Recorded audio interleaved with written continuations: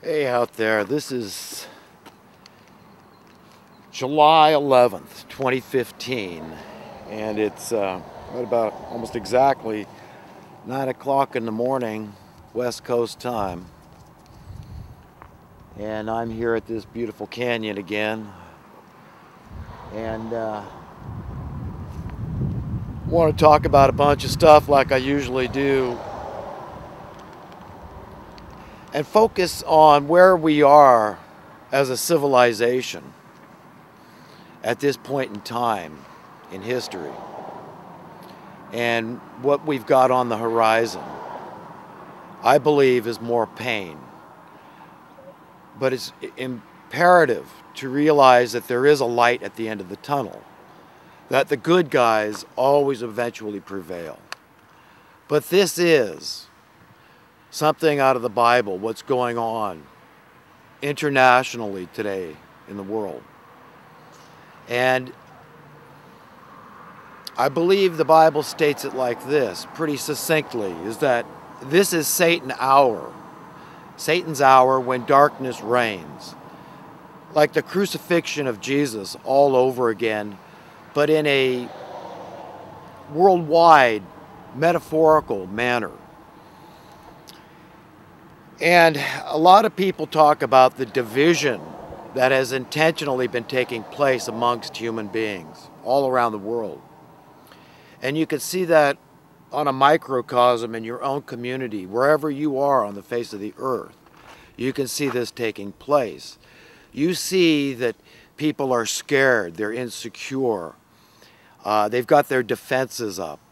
They're agitated, they're frustrated, they're nervous, they're worried, they're fretting. And it all has to do with economic reasons. And this is the crux of understanding how Satan is reigning and why this is his hour. And, you know, for people to suggest that Americans are in any way predominantly racist is a straight up falsehood. It's a lie, and it makes no sense. It's illogical. For example, I would cite the fact that we hired an African-American man as president, as the commander-in-chief. And that is, I mean, if there's no better evidence than that to suggest that, you know, predominantly we could care less what race you are. We just want you to do the job that we hire you to do, and don't be a turncoat. Don't say you're going to do one thing and do another like so many of these politicians do. But the fact is that, you know, by and large, Americans are not racist, and we don't really, it's not accepted to be a racist. If people are racist, they ought to be free and use their First Amendment right to show their stupidity, and you know, so that somebody can talk to them and eventually reach them and see and point to how ridiculous and immature it is to be a racist. It's that simple. But if they're not free to speak because it's not PC, not politically correct, that is to say, then they're just gonna repress it, and then it's gonna come out in another way, in a more explosive manner than if they had just gotten it off their chest in the first place and said what they have to say. And, you know, act the fool that they are acting. And another thing that Americans are not is xenophobic. And, you know, it's as if you're a bad person to suggest that we need to have rules. You know, that, I mean, on its face, it kind of exemplifies the state of affairs we're in here. We've got one set of rules for one group of people, the establishmentarians, and another set of rules for everybody else. I mean, the whole system is imbued with injustice, and we've got to see that fundamentally. And, you know, where I'm coming from is I want to be everybody's friend. I want everyone to like me, everybody, that includes my enemies, you see, because they're not my enemies because I chose anybody to be my enemy. People are my enemy because they choose to be my enemy. They, like the people that chose to be against Jesus, to be his enemy. He was no man's enemy, okay? He was on everybody's side. And when he excoriated the wicked, particularly the hypocrites, the money changers, these religious rulers, the political rulers, all these kind of peoples, the money printers, the taxes and everything else. It was for their own good, but they saw it as a threat to their existence, to their relevance. And that's the same thing that happens today. So even though I don't go out of my way to rub anybody the wrong way, that's not my intention. But I know I'm doing it. And I can't help but suffer the consequences to some degree of knowing that I'm hated and despised. But a lot of other people out there are going through this same thing. I just listened to an Alex Jones video, and he's talking about the Vatican and what's going on with the Pope. And it's really as if the man has done a 180 recently. I don't know what happened to him, but he's always been a champion of the poor.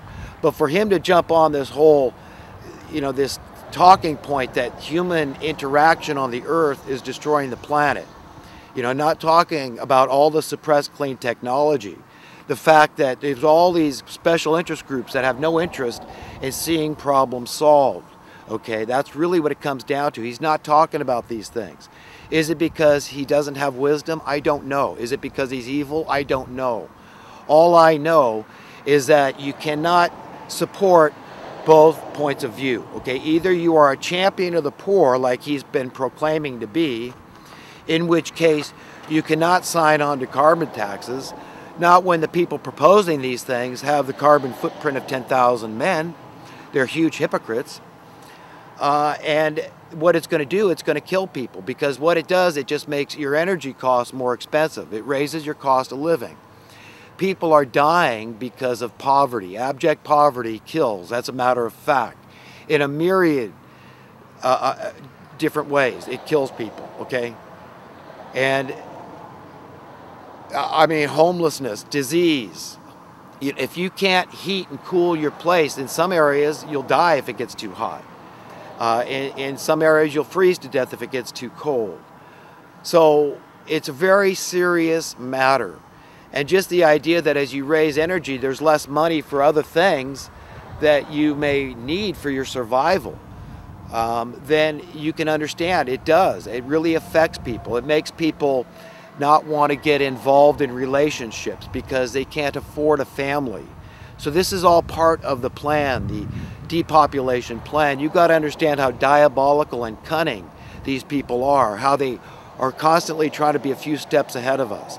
And they use psychology and propaganda and all this stuff, indoctrination. They inculcate us by beating us over and over and over, just incrementally, slowly, to steer us and condition us and program us into the direction they want us to go, the way they want us to think. They want us to believe it's common sense to think like them, when nothing could be further from the truth. I mean, the entire system is fraudulent up one side and down the other, round and round, and to the nth degree. It makes absolutely no sense. There is no justice. Justice is an anathema to the entire system. And back to how we're divided here, folks.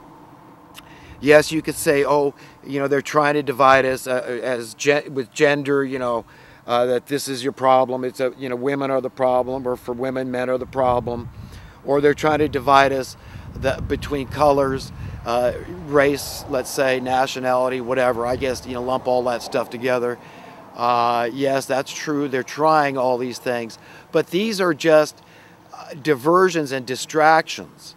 Another way, let's see, they're trying to divide us would be politically. Okay, so, you're a conservative, you're a liberal. Or how about economic philosophy? You're a capitalist and you're a socialist.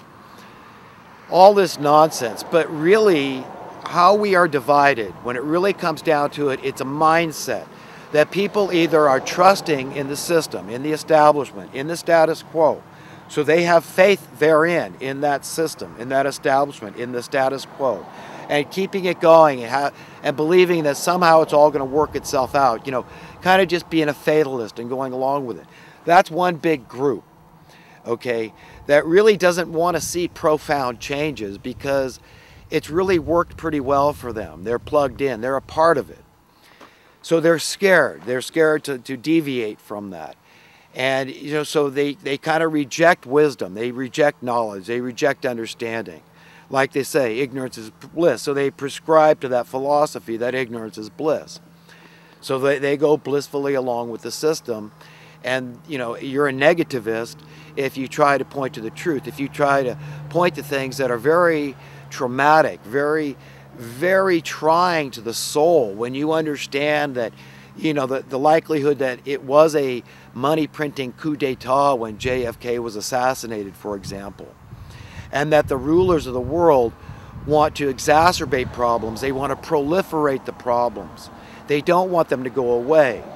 And first and foremost, the primary problem they've got to keep imposed upon humanity is austerity, poverty, deliberate, intentional impoverishment of the masses. Because along with that comes this fear, this reverence for our masters, the money printers, and the whole class of those part of the establishment that are doling it out to us. You understand? Because, well, I'm so glad somebody's got money. Of course we are. God understands. They understand. We're all money lovers at heart, because money is our security. We all want to be secure. Money is our freedom. We all want freedom. Money is prosperity. We all want those things, and God understands that. But what we've got to get through our heads is that every other creature on earth, and as a matter of fact, has no use for this stuff. And we're supposed to be more intelligent than all the other creatures. And yes, look how dependent we are on this stuff. We've got to understand that our parents, our divine parents, God Almighty, however you define that, I define God as spirit.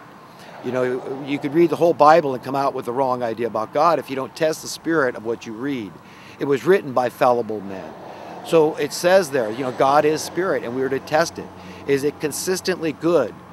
Is it consistently true and light? God never deviates. He can't be a liar and a truth teller at the same time. It doesn't work. He can't be good and bad. It's just one or the other. The stream that flows forth from the mouth of God, the heart and mind and spirit and soul of God, is always pure and clean. It's never bitter. And, we've got to understand that. So if there's any inconsistency, always seek the higher belief when you study the scriptures and try to understand what God is all about. But we've got to understand that we can have prosperity, because what parent out there doesn't want prosperity for their children? Of course you do, because along with the prosperity comes the freedom, comes the sense of security, okay? We all know that. That's practical, pragmatic, that's common sense. We all get that. So would it be wrong, illogical, unreasonable to assume that our divine parents that gave us our brain, that gave us every good instinct that we have, want us to embrace that same mindset? And so then to understand we want the best for everybody. We are one family. We are literally all brothers and sisters on a metaphorical, allegorical level, but just as important as blood brothers and sisters. And we are to live as a family and treat others the way we want to be treated, just to live by the golden rule. This will please our parents. We will attain happiness. We will attain freedom, security, and prosperity. And it need have nothing to do with money. That's where the sorcery, the trickery, the deceit has entered in. And it is powerful beyond, it's crazy powerful, wildly powerful. Look at the power of money. Who can deny it? Who can deny it? It's true. And we've got to figure that out. And somehow we've got to come together and wean ourselves